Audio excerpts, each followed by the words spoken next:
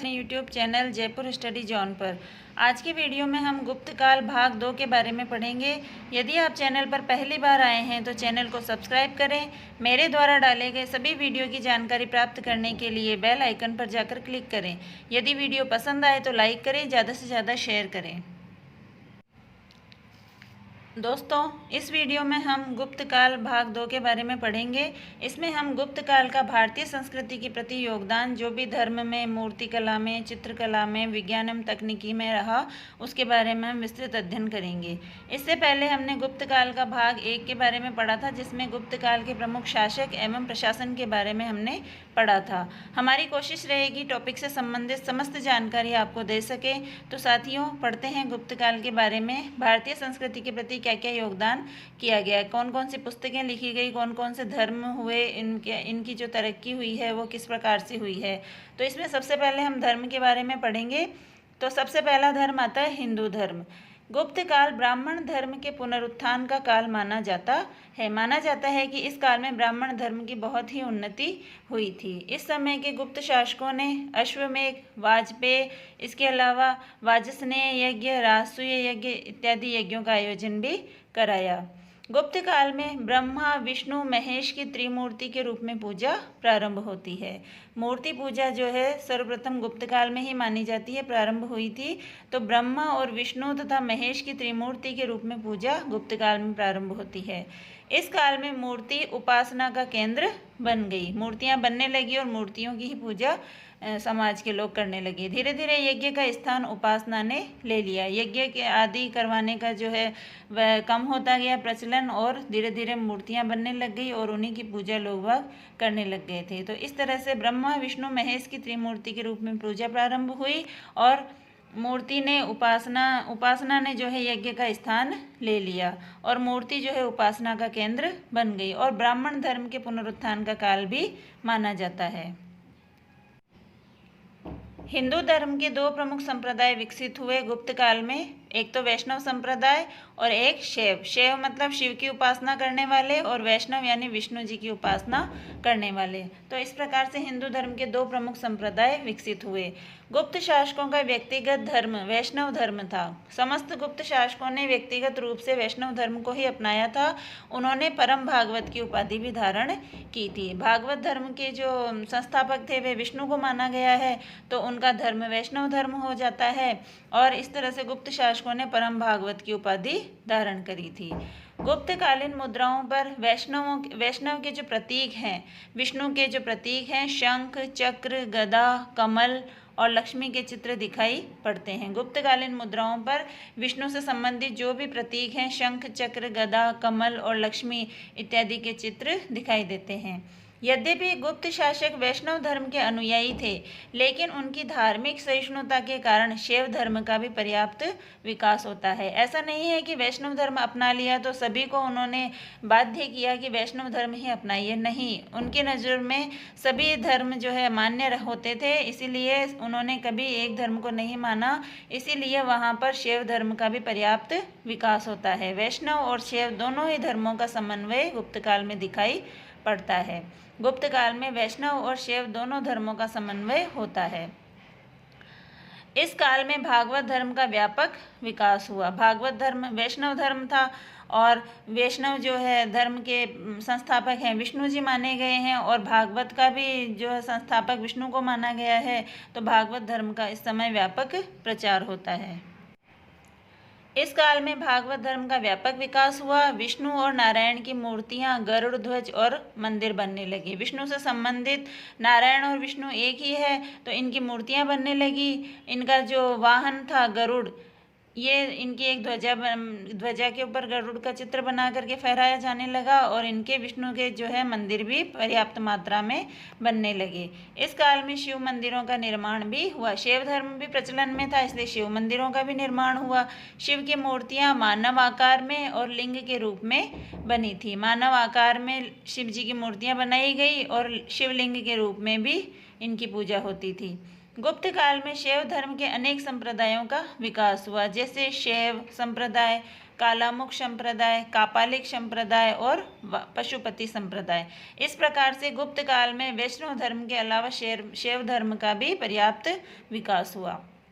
Important बात यह है कि स्कंदगुप्त के बेल के आकार के सिक्के, स्कंदगुप्त ने सिक्के चलाए, उनकी आकृति बेल के आकार के समान थी, जो कि उनकी शैव धर्म में आस्था के प्रमाण हैं। शिव जी का वाहन है बैल, तो स्कंदगुप्त के जो सिक्के थे उनकी भी आकृति बैल के आकार की पाई गई है। तो इससे हम इसका जो प्रमाण मिलता है कि भाई उनकी शैव धर्म में भी आस्था थी। तो इस तरह से ये बहुत इम्पोर्टेंट हो गया है कि स्कंदगुप्त के बेल के आकार के सिक्के उनकी शैव धर्म में आस्था के प्रमाण हैं। इसके बाद में हम पढ़ते हैं बौद्ध धर्म के बारे में। बौद्ध धर्म के बारे में हम पढ़ेंगे। गुप्त काल में कश्मीर, अफगानिस्तान और पंजाब बौद्ध धर्म के प्रमुख केंद्र थे।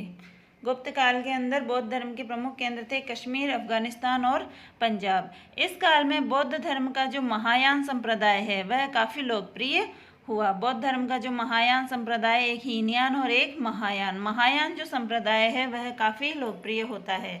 इस काल में आर्यदेव, असंग, वसुबंधु, मैत्रेयनाथ और दिंगनाग आदि प्रमुख बौद्ध विद्वान थे। ये वसुबंधु तो समुद्रगुप्त के दरबारी कवियों में से एक था। वसुबंधु प्रसिद्ध बौद्ध विद्वान था और ये समुद्रगुप्त के दरबार में भी था। तो इस तरह से ये प्रमुख बौद्ध विद्वान थे जो गुप्त काल में प्रसिद्ध थे। गुप्त काल में कुमारगुप्त के द्वारा नालंदा के प्रसिद्ध बौद्ध विहार की स्थापना की गई। नालंदा विश्वविद्यालय की स्थापना की गई थी कुमारगुप्त के द्वारा। बहुत ही महत्वपूर्ण प्रश्न है कि नालंदा विश्वविद्यालय की स्थापना किसने की थी? कुमारगुप्त ने की थी। कौन से काल में की गई थी? गुप्त काल में की गई थी। और यह नालंदा विश्वविद्यालय आगे चल करके बौद्ध धर्म का बहुत ही बड़ा एक शिक्षा का केंद्र भी बनता है, विश्व प्रसिद्ध शिक्षा का केंद्र बनता है। जैन धर्म। 4वीं शताब्दी में मथुरा और वल्लभी में जैन धर्म की 2 सभाएं हुई, जिनमें जैन ग्रंथों का अंतिम रूप से संकलन किया गया और उन्हें लिपिबद्ध भी किया गया। 4वीं शताब्दी में मथुरा और वल्लभी में जैन धर्म की 2 सभाएं होती है, जिनमें जैन ग्रंथों का अंतिम रूप से संकलन किया गया और उन्हें लिपिबद्ध किया गया। मथुरा की जो जैन सभा थी उसके अध्यक्ष बने थे आर्य स्कंदिल। अध्यक्षता किसने की थी मथुरा में? आर्य स्कंदिल ने। और वल्लभी में जो जैन सभा हुई थी उसकी अध्यक्षता की थी नागार्जुन सूरी ने। तो इस प्रकार से 4वीं शताब्दी में गुप्त काल के समय की ही बात है, मथुरा और वल्लभी में जैन धर्म की 2 सभाएं होती है। गुप्त काल में मथुरा और वल्लभी में श्वेतांबर और पुंडुवर्धन, जो कि बंगाल में है, दिगंबर संप्रदाय का प्रमुख केंद्र था। तो इस तरह से हम देखते हैं कि बौद्ध धर्म, हिंदू धर्म और जैन धर्म का व्यापक विकास गुप्त काल में होता है। धार्मिक सहिष्णुता थी गुप्त काल के शासकों में, इसलिए अन्य धर्मों का भी विकास गुप्त काल में पर्याप्त रूप से होता है। इसके बाद में हम पढ़ेंगे मंदिर निर्माण कला। गुप्त काल के अंदर कौन कौन से मंदिर बनाए गए थे? मंदिरों में हम देखते हैं गुप्त काल में मंदिरों का सर्वप्रथम निर्माण गुप्त काल में ही प्रारंभ होता है। मंदिरों का जो निर्माण है वह गुप्त काल की ही देन है। सर्वप्रथम मंदिर गुप्त काल में ही बनने शुरू होते हैं। गुप्तकालीन मंदिरों की विशेषता है, एक गर्भगृह होता था, एक दालान होता था, सभा भवन होता था, प्राचीर युक्त प्रांगण होता था। प्रांगण मतलब आंगन होता था। चपटी और शिखर युक्त छतों का निर्माण होता था। गुप्त काल के मंदिरों की विशेषता है। प्रश्न आ जाए, आजकल इसी तरह के प्रश्न पूछे जाते हैं।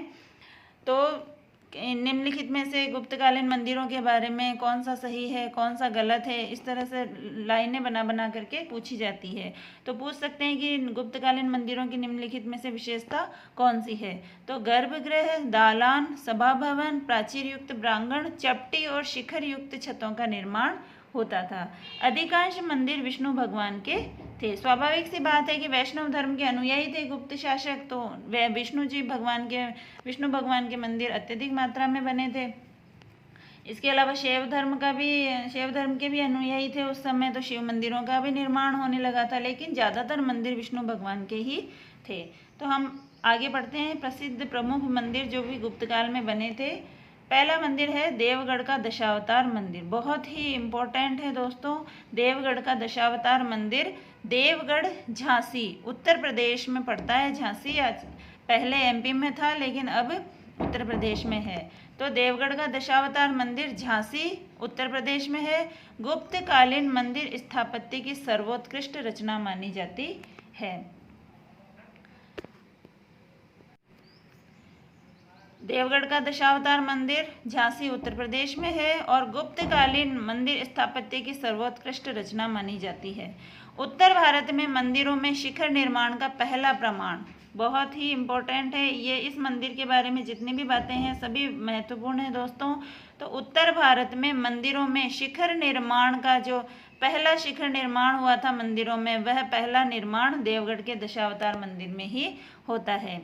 यह मंदिर पंचायतन शैली में बना हुआ है। पंचायतन शैली में एक मुख्य देवता होते हैं और 4 अन्य देवता उनसे जुड़े हुए होते हैं। या तो परिक्रमा की दिशा के अंदर 4 अन्य देवताओं की मूर्तियां स्थापित की जाती है। इस प्रकार से पंचायतन शैली यानी 5 देवताओं को स्थापित किया जाता था। तो पंचायतन शैली का जो पहला मंदिर है वह देवगढ़ का दशावतार मंदिर है भारत में, और शिखर निर्माण का पहला प्रमाण भी देवगढ़ का दशावतार मंदिर माना जाता है। इसके अलावा दूसरा मंदिर आ जाता है भूमरा का शिव मंदिर। भूमरा का शिव मंदिर सतना जिला मध्य प्रदेश में स्थित है। भूमरा नामक स्थान पर है, सतना जिले में मध्य प्रदेश में शिव मंदिर है। इसके अलावा नचना कुठार का मंदिर, सभी मंदिर इम्पोर्टेंट हैं गुप्त काल के, तो इनको अच्छे से याद कर लीजिएगा। नचना कुठार का पार्वती मंदिर शैव धर्म से संबंधित है, देखिए शिव मंदिर, पार्वती मंदिर। इसके अलावा वैष्णव धर्म से संबंधित विष्णु मंदिर हैं, तो इन्हीं के ज़्यादा मंदिर शिव जी के और विष्णु जी के ही ज़्यादा मंदिर मिलेंगे। तो नचना कुठार का पार्वती मंदिर पन्ना जिला मध्य प्रदेश में स्थित है। नचना कुठार नामक स्थान पर है, पन्ना जिला है, मध्य प्रदेश के अंदर स्थित है। इसके अलावा तिगवा का विष्णु मंदिर, तिगवा कहाँ पर है? जबलपुर जिला मध्य प्रदेश में, तिगवा नामक स्थान पर। तिगवा का जो विष्णु मंदिर है वह मध्य प्रदेश में स्थित है। इसके अलावा भीतरगांव का शिव मंदिर, भीतरगांव का शिव मंदिर कानपुर जिला उत्तर प्रदेश में स्थित है। भीतरगांव कहाँ पर है? कानपुर जिला उत्तर प्रदेश में है और यह शिव जी का मंदिर है। इसके बाद में आता है एरण का विष्णु मंदिर। एरण कहाँ पर है? सागर जिला मध्य प्रदेश में। सागर जिला है मध्य प्रदेश में, वहाँ पर एरण नामक स्थान पर विष्णु जी का मंदिर है। इसके अलावा शिरपुर का लक्ष्मण मंदिर, शिवपुर का लक्ष्मण मंदिर है छत्तीसगढ़ के अंदर। तो इस प्रकार से ये सारे ही मंदिर जो है वह इम्पोर्टेंट है, कहाँ पर है और किस भगवान का है यह हमें अवश्य याद रखना है। इसके अलावा आता है हमारे यहाँ, अब मूर्तिकला के बारे में पढ़ेंगे। गुप्तकालीन मूर्तिकला के अंदर क्या क्या बातें थी?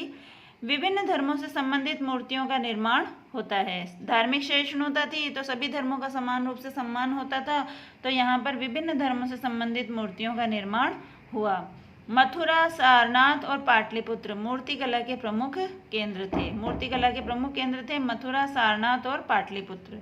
मथुरा से महावीर स्वामी की मूर्ति मिली है, महत्वपूर्ण है। मथुरा से महावीर स्वामी की मूर्ति मिली है।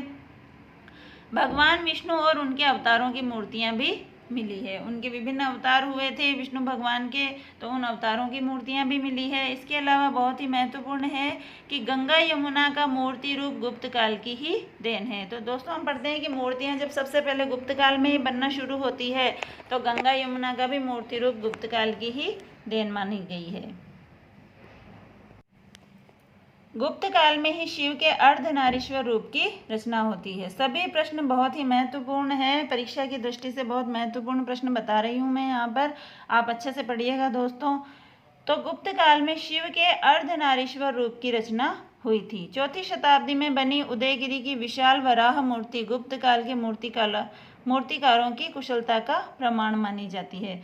उदयगिरी के अंदर बनी हुई है विशाल मूर्ति है वराह मूर्ति, गुप्त काल के मूर्तिकारों की कुशलता का प्रमाण मानी जाती है। इसके अलावा हम पढ़ेंगे चित्रकला के बारे में। तो चित्रकला के सर्वोत्कृष्ट नमूने अजंता, अजंता कहाँ पर है? औरंगाबाद महाराष्ट्र में स्थित है। अजंता की गुफाएं कहाँ पर है? औरंगाबाद महाराष्ट्र में।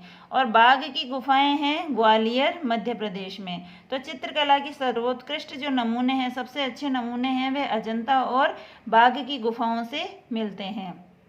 तो अजंता है औरंगाबाद महाराष्ट्र में और बाघ की गुफाएं हैं ग्वालियर मध्य प्रदेश में। अजंता में चट्टानों को काटकर 29 गुफाओं का निर्माण किया गया। पूछ लिया जाए परीक्षा में अजंता की गुफाओं की संख्या कितनी है? 29 गुफाएं हैं जिनके अंदर चित्र बनाए गए हैं। अजंता की गुफाओं की खोज 1824 ईस्वी में जनरल सर जेम्स ने की थी। अजंता की गुफाओं की खोज 1824 में सर जेम्स ने की थी 1824 में। इसकी संख्या कितनी है? 29। कितनी गुफाएं हैं? 29। और अजंता है कहाँ पर? औरंगाबाद, महाराष्ट्र में। इसके अलावा बाघ की गुफाएं कहाँ पर है? ग्वालियर, मध्य प्रदेश में है। अजंता के चित्र धार्मिक विषय पर आधारित हैं। अजंता की जो गुफाओं में चित्र मिले हैं वे उनका विषय कौन सा है? धार्मिक है। और गुप्तकालीन चित्रों का केंद्रीय विषय बुद्ध ही है, धार्मिक विषय पर आधारित है। और महात्मा बुद्ध जो है एक दार्शनिक थे, विद्वान थे, महात्मा थे, इसलिए जो है धर्म से संबंधित है। तो गुप्तकालीन चित्रों का जो केंद्रीय विषय है वह बुद्ध ही है। अजंता में फ्रेस्को और टेम्पेरा विधि से चित्र बनाए गए हैं। ये कौन कौन सी विधियां हैं देखते हैं हम। फ्रेस्को विधि का मतलब होता है गीले प्लास्टर पर चित्र बनाए जाते थे, और टेम्पेरा विधि होती है सूखे प्लास्टर पर चित्र बनाए जाते थे। तो अजंता में 2 विधियों से चित्र बनाए गए थे, फ्रेस्को और टेम्पेरा विधि। इसके अलावा बाघ की गुफाएं मध्य प्रदेश में स्थित है। इसकी खोज 1818 में डेंजरफील्ड ने की थी। अजंता की गुफाओं की खोज 1824 में होती है। कौन करता है? सर जेम्स ने की थी।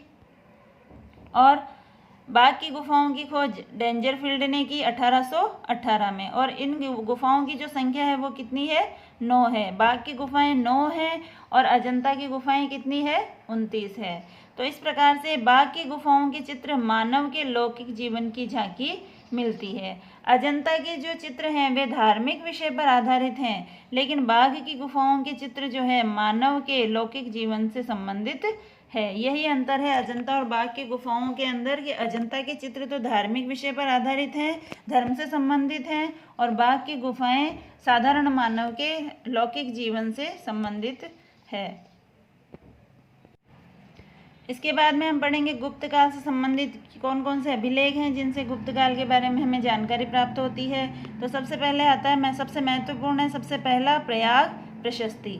यह किसने लिखा? हरिशेन के द्वारा लिखा गया है। और यह किसका है? समुद्रगुप्त के समय लिखा गया। हरिशेन जो है समुद्रगुप्त का दरबारी कवि था। तो प्रयाग प्रशस्ति की रचना किसने की? हरिशेन ने की। और किस शासक के समय? समुद्रगुप्त के समय।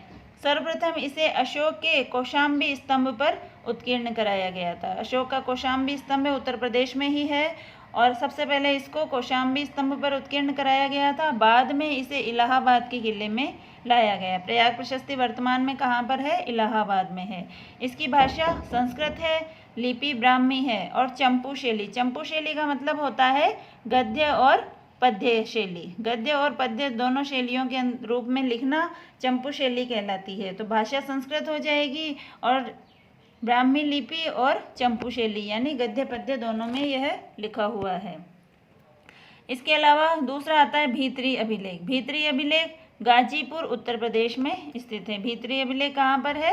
गाजीपुर उत्तर प्रदेश में। स्कंदगुप्त से संबंधित है। यह स्कंदगुप्त का महत्वपूर्ण अभिलेख है, और इसमें हूणों की पराजय तथा पुष्यमित्रों के साथ स्कंदगुप्त के युद्ध का वर्णन है। हूणों का आक्रमण होता है स्कंदगुप्त के समय, और पुष्यमित्रों का जो है आक्रमण होता है। इनके साथ में युद्धों का वर्णन भीतरी अभिलेख में है। इसके अलावा एक है मंदसौर अभिलेख। मंदसौर अभिलेख कहाँ पर है? मंदसौर मध्य प्रदेश में है, और यह किसके द्वारा रचित है? वत्स भट्टी के द्वारा। वत्स भट्टी के द्वारा रचित है, और कुमारगुप्त के राज्यपाल बंधु वर्मा द्वारा सूर्य मंदिर के निर्माण का वर्णन इसमें मिलता है। कुमारगुप्त का राज्यपाल था बंधु वर्मा, उसने सूर्य मंदिर का निर्माण करवाया था, और इसका वर्णन हमें मंदसौर अभिलेख से मिलता है। तो प्रयाग प्रशस्ति देखिए समुद्रगुप्त से संबंधित है, भीतरी अभिलेख स्कंदगुप्त का है, और मंदसौर अभिलेख कुमारगुप्त का है। एक बहुत ही इंपॉर्टेंट बात है कि ये कुमारगुप्त के बारे में, ये सर्वाधिक जो अभिलेख हैं वह किसके द्वारा रचित हैं? कुमारगुप्त के द्वारा रचित हैं। सर्वाधिक अभिलेख जो है कुमारगुप्त के समय ही लिखवाए गए थे। एक आता है विलसड़ का अभिलेख। विलसड़ कहाँ पर है? एटा जिला उत्तर प्रदेश में स्थित है। एटा जिला उत्तर प्रदेश में है विलसड़ अभिलेख। कुमारगुप्त का पहला अभिलेख माना जाता है। यह इंपॉर्टेंट है। कुमारगुप्त का पहला अभिलेख कौन सा है? विल्सण का अभिलेख। कहाँ पर है? एटा जिला, उत्तर प्रदेश में। इसमें कुमारगुप्त प्रथम तक की वंशावली का उल्लेख है। कुमारगुप्त तक की जो भी वंशावली थी इनकी, श्रीगुप्त से लेकर के वहाँ तक के सभी शासकों का इसमें वर्णन मिलता है। इसके अलावा एक आता है मानकुमार अभिलेख। कहाँ पर है? इलाहाबाद में। यह भी कुमारगुप्त से संबंधित है। बुद्ध मित्र नामक बौद्ध भिक्षु द्वारा स्थापित बुद्ध की प्रतिमा के निचले भाग पर स्थित है। बुद्ध मित्र द्वारा बुद्ध मित्र नामक एक बौद्ध भिक्षु था, उसने बुद्ध की प्रतिमा का निर्माण करवाया था इलाहाबाद में, और उसी प्रतिमा के निचले भाग पर मानकुर अभिलेख स्थापित करवाया। और किसने करवाया? कुमारगुप्त ने। देखिए कितने सारे अभिलेख आ रहे हैं कुमारगुप्त से संबंधित, तो सब सर्वाधिक जो अभिलेख है वह कुमारगुप्त ने ही स्थापित करवाए थे। एक आता है तुमेन अभिलेख। तुमेन कहाँ पर है? ग्वालियर, मध्य प्रदेश में। कुमारगुप्त को शरदकालीन सूर्य की भांति बताया गया है। बहुत ही महत्वपूर्ण प्रश्न है। कुमारगुप्त को शरदकालीन सूर्य की भांति बताया गया है। कौन से अभिलेख में? तुमेन अभिलेख में। इसके अलावा आता है एक जूनागढ़ अभिलेख। रुद्रदामन के द्वारा लिखा गया था। शक क्षत्रप था, शकों का सेनापति था। विदेशी होते हुए भी इन्होंने संस्कृत के अंदर जूनागढ़ अभिलेख की रचना की थी। यह गुजरात में स्थित है, गिरनार गुजरात में। और इसके अंदर देखिए गुप्त संवत का उल्लेख मिलता है। गुप्त संवत का उल्लेख मिलता है इसके अंदर। स्कंदगुप्त का महत्वपूर्ण अभिलेख है यह। जूनागढ़ अभिलेख किस शासक का है? स्कंदगुप्त का। हूण आक्रमण का उल्लेख है इसके अंदर। स्कंदगुप्त के शासनकाल की प्रथम तिथि गुप्त संवत 136। गुप्त संवत कितनी है? 136। और अगर ईसवी संवत की बात करें तो 455 ईस्वी। हमने स्कंदगुप्त का शासनकाल पढ़ा था 455 ईस्वी से 467 ईस्वी। तो 455 ईस्वी गुप्त संवत में हम देखेंगे तो 136 हो जाती है। तो इस प्रकार से जूनागढ़ अभिलेख में स्कंदगुप्त के शासनकाल की प्रथम तिथि जो है वह कितनी है? गुप्त संवत 136। अगर पूछा जाए गुप्त संवत के रूप में तो 136, और ईसवी संवत के रूप में पूछा जाए तो 455। और जूनागढ़ अभिलेख कौन से शासक से संबंधित है? स्कंदगुप्त से। और किसके द्वारा रचित है? रुद्रदामन के द्वारा। एक आता है उदयगिरी शिलालेख। यह कहाँ पर है? विदिशा, मध्य प्रदेश में। उदयगिरी कहाँ पर है? विदिशा, मध्य प्रदेश में। चंद्रगुप्त प्रथम के समय लिखा हुआ है यह। सनकानिक नामक सामंत ने अंकित करवाया था। चंद्रगुप्त प्रथम के समय सनकानिक नामक सामंत था, इसने उदयगिरी शिलालेख अंकित करवाया था। कहाँ पर? विदिशा, मध्य प्रदेश में। तो चंद्रगुप्त प्रथम से संबंधित कौन सा हो गया? उदयगिरी शिलालेख। इसके अलावा आता है एक एरण अभिलेख। महत्वपूर्ण है एरण अभिलेख भी। सागर जिला, मध्य प्रदेश में। एरण कहाँ पर है? सागर जिला, मध्य प्रदेश के अंदर। भानुगुप्त के समय इसको किसने अंकित करवाया था? भानुगुप्त ने। प्रथम बार सती होने का उल्लेख मिलता है। प्रथम बार सती होने का जो उल्लेख है वह कौन से अभिलेख में मिलता है? एरण अभिलेख में। इसमें सती कौन होती है? राजा गोपराज की मृत्यु पर उसकी पत्नी के सती होने का उल्लेख मिलता है। यह खंडित अवस्था में मिला है। एरण अभिलेख खंडित अवस्था में मिला है। कहाँ पर? सागर जिले में, मध्य प्रदेश के अंदर। इसके अलावा एक है महरौली का लौह स्तंभ। बहुत ही महत्वपूर्ण है, इसमें से भी प्रश्न पूछा जाता है। एरण अभिलेख में से पूछा जाएगा, अगर पूछा जाएगा तो कि प्रथम बार सती होने का उल्लेख कौन से अभिलेख में मिलता है, या फिर ये पूछा जाएगा कि उस समय शासक कौन था, किस शासक ने अंकित करवाया था, तो भानुगुप्त ने। इसके अलावा महत्वपूर्ण है महरौली का लौह स्तंभ। कहाँ पर है? कुतुब मीनार के पास, दिल्ली में स्थित है। इसमें शक क्षत्रप। क्षत्रप कौन होता है? सेनापति।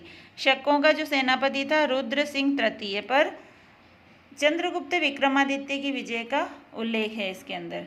शक क्षत्रप था रुद्र सिंह तृतीय, इसके ऊपर चंद्रगुप्त विक्रमादित्य के विजय का उल्लेख है। उस समय की धातु कला का सर्वोत्कृष्ट उदाहरण है। इस स्तंभ पर ऐसा बताया जाता है कि इस तरह की जो है लेप किया गया है इसके ऊपर कि इसमें आज तक भी जंग नहीं लगा है। लोहे का बना हुआ है लेकिन इसमें अभी तक भी जंग नहीं लगा है। इसके बाद में हम पढ़ते हैं गुप्त काल के अंदर शिक्षा और साहित्य का किस प्रकार से विकास होता है, कौन कौन सी पुस्तकें लिखी गई थी, शिक्षा के प्रमुख केंद्र कौन कौन से थे। तो आइए दोस्तों, शिक्षा के प्रमुख केंद्र थे पाटलिपुत्र, उज्जैनी, काशी, मथुरा और वल्लभी। यहाँ पर शिक्षा दी जाती थी। शिक्षा के प्रमुख केंद्र थे पाटलिपुत्र, उज्जैनी, काशी, मथुरा और वल्लभी। इसके अलावा एक बहुत ही महत्वपूर्ण है नालंदा महाविहार। नालंदा कहाँ पर है? बिहार में, राजगीर बिहार में पड़ता है। इसकी स्थापना कुमारगुप्त ने करवाई थी। गुप्त काल का शासक है कुमारगुप्त प्रथम, उसने नालंदा महाविहार की स्थापना करवाई थी, जो आगे चलकर विश्व विख्यात शैक्षणिक केंद्र बनता है। शिक्षकों को उस समय उपाध्याय कहा जाता था, आचार्य कहा जाता था, और जो परम विद्वान होता था उसको भट्ट कहा जाता था। शिक्षकों को उपाध्याय और आचार्य कहा जाता था और परम विद्वान को भट्ट कहा जाता था। गुप्त काल में शिक्षा संस्कृत भाषा में दी जाती थी। इस काल में महायान बौद्ध साहित्य संस्कृत में लिखा गया।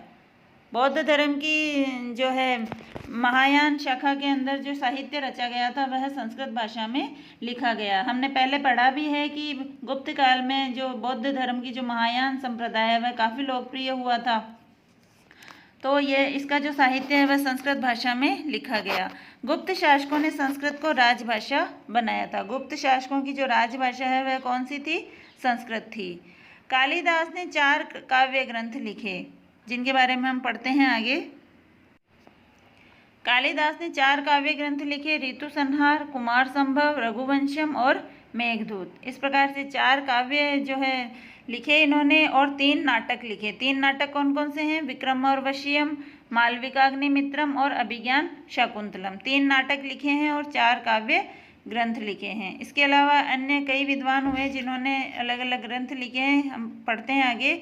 मृच्छकटिकम किसकी रचना है? शूद्रक की। मृच्छकटिकम किसकी रचना है? शूद्रक की। अमरकोश अमर सिंह, आसानी से याद हो जाएगा, अमर अमर। तो अमरकोश किसने लिखा? अमर सिंह ने।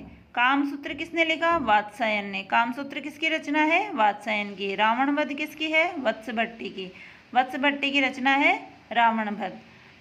पंचतंत्र किसकी रचना है? विष्णु शर्मा की। पंचतंत्र किसने लिखा? बहुत ही प्रसिद्ध ग्रंथ है, विष्णु शर्मा ने लिखा। स्वप्नवास वद्दतम किसकी रचना है? भास की। स्वप्नवास वद्दतम किसकी रचना है? भास की। इसके अलावा मुद्रा राक्षस, देवी चंद्रगुप्तम, 2 रचनाएं हैं। इसकी रचना किसने की है? विशाख दत्त ने। गुप्त काल में मुद्रा राक्षस और देवी चंद्रगुप्तम विशाख दत्त ने लिखी। इसके अलावा और आगे है किरारता जूनियम, एक और रचना है जिसका नाम है किरारता जूनियम। ये किसने लिखा? भारवी ने लिखा। इसके अलावा नीतिसार कामंदक ने लिखा। नीतिसार ग्रंथ की रचना किसने की? कामंदक ने। चांद्र व्याकरण चंद्रगोमित ने। दोनों के नाम एक जैसे हैं, चांद्र और चंद्रगोमित। महायान सूत्रालंकार किसने लिखा? असंग ने लिखा। असंग कवि ने लिखा महायान सूत्रालंकार। बौद्ध विद्वान थे ये, हमने पढ़ा था पहले भी। तो महायान जो है बौद्ध धर्म की एक शाखा थी, तो आसानी से याद हो जाएगा। इसके अलावा रामायण और महाभारत को अंतिम रूप दिया गया। गुप्त काल में रामायण और महाभारत को अंतिम रूप से रचा गया। पुराणों की इस समय रचना हुई और कई स्मृति ग्रंथ लिखे गए इस समय। नारद स्मृति, कात्यायन स्मृति, पाराशर स्मृति और बृहस्पति स्मृति। तो इस प्रकार से गुप्त काल में साहित्य की भी काफ़ी विकास हुआ, साहित्य का काफ़ी रचनाएं लिखी गई। इसके अलावा हम पढ़ते हैं विज्ञान और तकनीकी में क्या क्या विकास होता है। गुप्त काल में कई महान दार्शनिक और वैज्ञानिक हुए जिन्होंने कई महत्वपूर्ण ग्रंथों की रचनाएं करी। सबसे पहले हम पढ़ते हैं आर्यभट्ट के बारे में। बहुत ही प्रसिद्ध विद्वान हुए हैं, उस समय के वैज्ञानिक हुए हैं। वैज्ञानिक थे, गणितज्ञ थे और ज्योतिषी थे, तीनों ही थे। आर्यभट्ट वैज्ञानिक भी थे, गणितज्ञ भी थे और ज्योतिषी भी थे। आर्यभट्ट ने कहा था कि पृथ्वी गोल है, अपनी धुरी पर घूमती है। इसी वजह से ग्रहण, सूर्य ग्रहण और चंद्र ग्रहण जो होते हैं वह किस वजह से होते हैं? कि पृथ्वी गोल है और अपनी धुरी पर घूमती है, इसी वजह से ग्रहण होता है। इनके प्रमुख ग्रंथ जो हैं वह है आर्यभट्टियम, सूर्य सिद्धांत। 2 प्रमुख ग्रंथ हैं इनके, आर्यभट्टियम और सूर्य सिद्धांत। और इसके अलावा इन्होंने जो प्रमुख सिद्धांत दिए वे थे शून्य का सिद्धांत और दशमलव प्रणाली। गणित के अंदर दशमलव प्रणाली जो चलती है वह, और शून्य सिद्धांत। शून्य का सिद्धांत सबसे पहले किसने दिया? आर्यभट्ट ने ही दिया। इसके अलावा दूसरे विद्वान आते हैं वराहमिहिर, ये खगोल शास्त्री थे। वराहमिहिर कौन थे? खगोल शास्त्री। और आर्यभट्ट कौन थे? गणितज्ञ, ज्योतिषी और वैज्ञानिक थे। वराहमिहिर के प्रमुख ग्रंथ हैं पंच सिद्धांतिका, बृहद जातक, बृहद संहिता और लघु जातक। लघु जातक और बृहद जातक आसानी से याद हो जाएगा। इसके अलावा पंच सिद्धांतिका और बृहद संहिता वराहमिहिर ने लिखे थे। इसके अलावा एक है वाग्भट, ये आयुर्वेद के आचार्य थे। इनके प्रमुख ग्रंथ हैं अष्टांग हृदय और अष्टांग संग्रह। अष्टांग हृदय और अष्टांग संग्रह किसने लिखे? वाग्भट ने। एक हुए धन्वंतरी, ये चिकित्सक थे। धन्वंतरी कौन थे? चिकित्सक। इन्होंने ग्रंथ लिखा था निघंटु। धन्वंतरी के ग्रंथ का क्या नाम था? निघंटु था। इसके अलावा एक है पालकाप्य। पालकाप्य ने लिखा हस्तायुर्वेद। हस्तायुर्वेद, और इसमें हाथियों की चिकित्सा से संबंधित जानकारी थी। एक थे बहुत ही प्रसिद्ध है सुश्रुत। सुश्रुत उस समय के वैद्य थे और इन्होंने ग्रंथ लिखा सुश्रुत संहिता, जिसको शल्य चिकित्सा का प्रधान ग्रंथ माना जाता है। सबसे पहले शल्य चिकित्सा का प्रमाण जो है वह सुश्रुत संहिता में मिलता है और सुश्रुत नामक वैद्य ने ही शल्य चिकित्सा सर्वप्रथम की थी। इसके अलावा एक है शालिहोत्र ऋषि। शालिहोत्र ऋषि ने ग्रंथ लिखा अश्वशास्त्र, जिसमें घोड़े की चिकित्सा से संबंधित जानकारी दी गई थी। तो इस प्रकार दोस्तों आज हमने गुप्त काल के बारे में पढ़ा है। भारतीय संस्कृति में गुप्त काल के समय क्या क्या योगदान दिया गया, कौन कौन से ग्रंथ लिखे गए, कौन कौन सी कलाएं थी, धर्म का विकास किस प्रकार से हुआ। तो देखिए जानकारी बहुत विस्तृत है, लेकिन परीक्षा की दृष्टि से हम यहाँ पर महत्वपूर्ण बिंदु लेकर के आए हैं। तो साथियों मिलते हैं अगले वीडियो में। देखते रहिएगा, लाइक करते रहिएगा और सब्सक्राइब करें हमारे चैनल को, शेयर करें और कमेंट करके अवश्य बताइए कैसा लगा हमारा वीडियो। तब तक के लिए धन्यवाद।